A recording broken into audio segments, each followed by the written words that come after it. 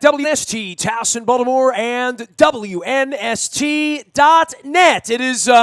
It's a great time of the year here. I mean, Light City's been awesome all over Baltimore this week, and of course, opening day. And I'm looking forward to the Caps playoffs and the Wizards and the Masters and all this other stuff. But there is the eternal story of baseball and opening day and the games on the field. And then there's the eternal story of who's going to make all the money off of it. Mr. Angelos believes that's him. Mr. Lerner believes he's owed some money. This is not the first nor the last time we will revisit this subject. But Ronald Blum covers all things this crap up in New York, amongst many other things for the Associated Press. You can follow his journey out at Twitter at Ronald Blum. That's just RONALDBLUM. We will link it out on Twitter and Facebook as well as we carry on our conversation. Ron, you and I have been getting together the last couple of years to talk about this, and I'm fascinated by it because it's now leaked into almost $400 million worth of money, which eventually would be used to sign a player like a Bryce Harper or a Manny Machado or a Mike Trout for that argument. But you've been following this thing in New York, and we had a snowstorm delay it one more time, and then this time it's moving on again. Bring us up to speed on everything going on up there in the New York Supreme Court. Yeah, there was oral arguments finally last week in this long-running case. So before a 5-justice panel of the New York Supreme Court in the appellate division now.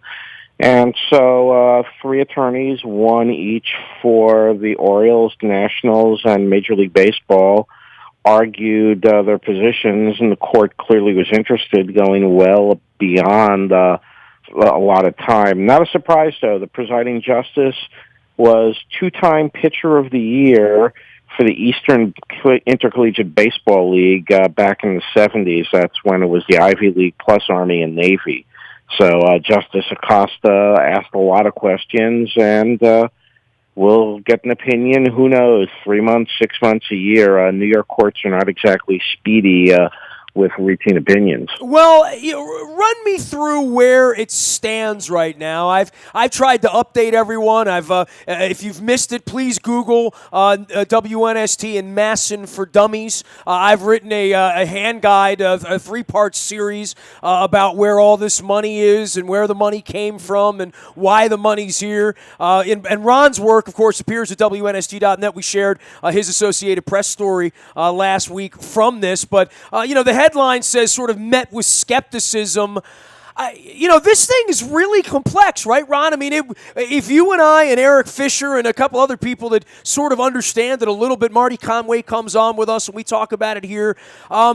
This is as thick, as weird, as esoteric as any of the old Al Davis lawsuits or, any time that sports gets entangled at this level going to state Supreme Courts. But this is a lot of money. It's a whole lot of money. And there is, I think, even for the fans who understand it, you understand there's a gray area going on here, and there's a hell of a lot of money being argued about. Yeah, and the simple version is that when the Expos moved to Washington and became the Nats, Masson was reconstituted, and the Orioles are a supermajority owner, and they had an agreement on what the Nationals would get for their broadcast rights through 2011, and then there was a process set out if they couldn't agree for the next 5-year period. Of course, they couldn't. So then they went to this panel of 3 baseball officials called the Revenue Sharing Definitions Committee, and they issued the ruling several years ago. The Orioles claimed it was unfair because the same law firm who represented the Nationals in the case, Proskauer, also represented the teams and the officials on the panel. So, and by the way, Major League Baseball gave them a $25 million advance, which looked to be money that they felt they would recoup later because baseball, the gods of baseball, usually figure this out. I mean, Ron, it's in their bylaws that they're not allowed to sue each other over anything, right? And Peter is sort of... Right, but technically this isn't the team suing each other in baseball stuff. It's the teams going after the broadcast entities. Fair So enough. it's a little different. He's than suing that. himself to some degree, right? No, well, it's suing to try to get a better deal on the broadcast.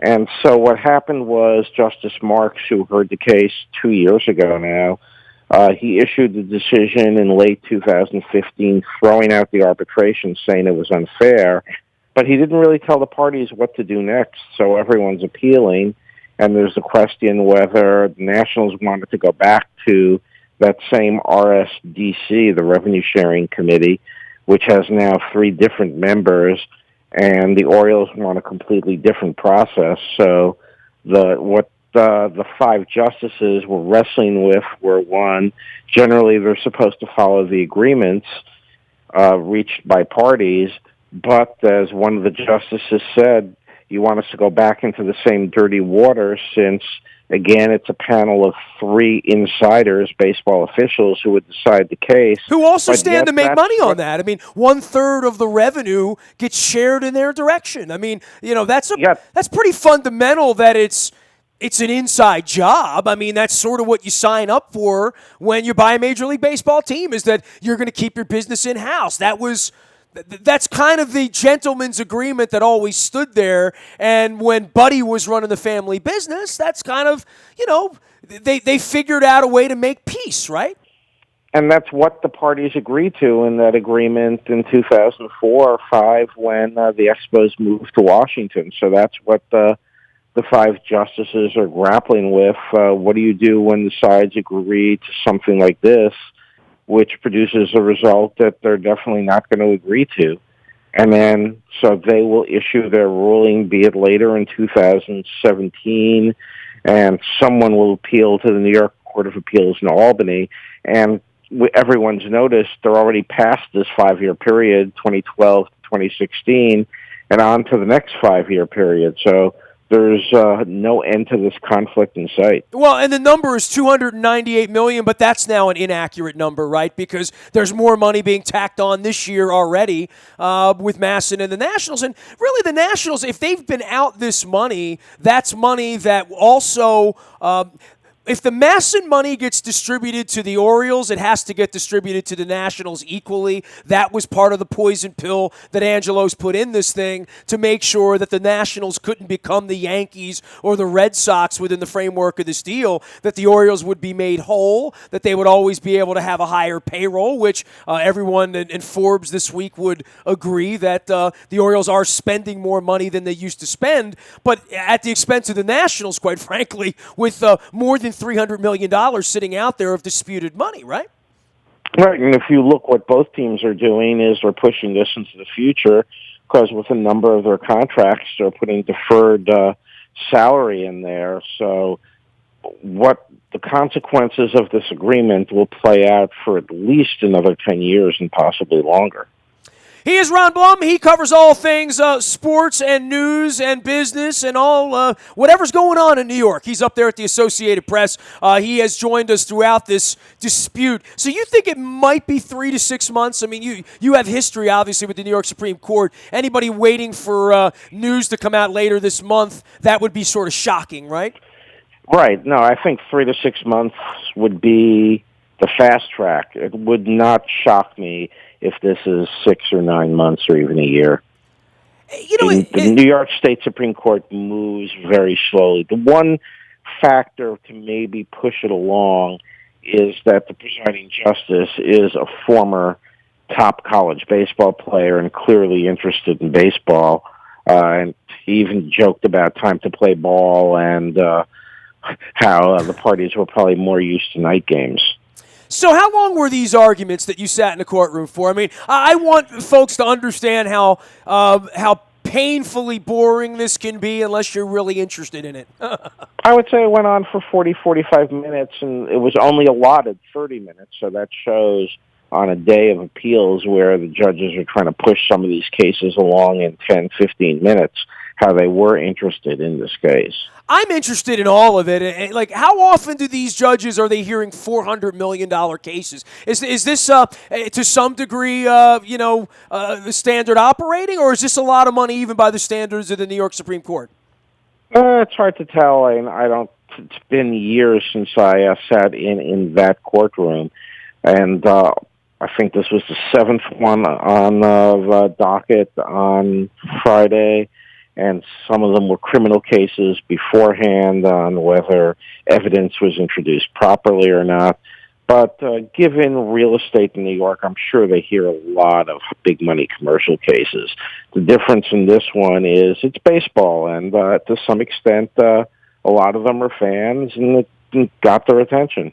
All right. Well, I appreciate you and Eric Fisher and everybody else who stays up on this stuff, educating us here in Baltimore. You know, there's like a muzzle on this story for the Baltimore Sun and for the, they just don't cover it the way that $400 million of, a baseball team here. They love to cover like what's on the menu on opening day and, whenever the press conferences and all that stuff. But, this is the real how the sausage is made, and this is really, I think, from a sports standpoint, Ron, this is a pretty unprecedented thing. An owner getting entangled with all of his partners and dragging them through the Supreme Court over money for something he was gifted that he's already made $2 billion on.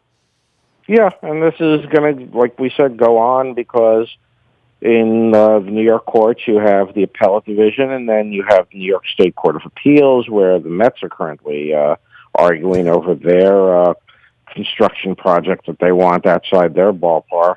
And then after that, who knows, they can try to find some grounds to take it to the U.S. Supreme Court. So you mean the Mets are going to get rid of all of those like chop shops across the street there from Citi Field? That's one of the strangest urban projects I've ever seen. They plop down a ballpark in the middle of nowhere. Well, that's not the problem. The chop shops, that part they can do. What they want to do is put up commercial buildings in the parking lot outside Citi Field. Oh. And what the courts have held is they can't, because when Robert Moses got the state legislature to put aside the land for Shea Stadium and now Citi Field, it said only for a ballpark, so they said it would be improper to use the land on the parking lot to build a hotel or build a mall. So the Mets and Sterling Equities and their partners have tried to expand the project from not just the chop shops, but to using the land outside the Citi Field where the parking lots are now. So that's what's become tied up in court. I stayed at a Holiday Inn there. It was very difficult to navigate around the little, the little borough throughways that New York has up there. But, hey, maybe I'll get up there for the Eagles and Fleetwood Mac, but I do love that ballpark. Ron, love having you on. Appreciate the insight. Appreciate the knowledge. We always follow what you're doing because your AP work platforms on our WNST website. Very, very appreciative of your time today. Okay, thank you. Great to be with you. You got it. Ronald Blum, AP. You can find him out on Twitter at Ronald Blum as well. He does a lot of tweeting on stadiums in Russia and scoreboards and fun stuff. He's a sports guy, so go follow him. You can find me out in the Buy a Toyota Audio Vault 24 hours a day from anywhere in the world on your mobile device by downloading the TuneIn Radio app. We do come in crystal clear from wherever you are. The morning newspaper ships to your email inbox at 7 a.m. It's all brought to you by Planet Fitness and PlanetFitness.com, where it's still $10 a month to get in the best shape of your life. And if there's breaking news, as there was with the Timmy Jernigan deal to the Eagles, you'll get it first on the WNST text service. Just sign up for that at WNST.net. It's all brought to you by Coons Ford of Security Boulevard. Nasty at WNST.net finds me. Facebook, Twitter, LinkedIn, Snapchat, Instagram, streaming live on our Facebook Live as well as our YouTube WNSTV channel. We are WNST.net, AM 1570 and WNST Towson, Baltimore. And we never stop talking Baltimore sports.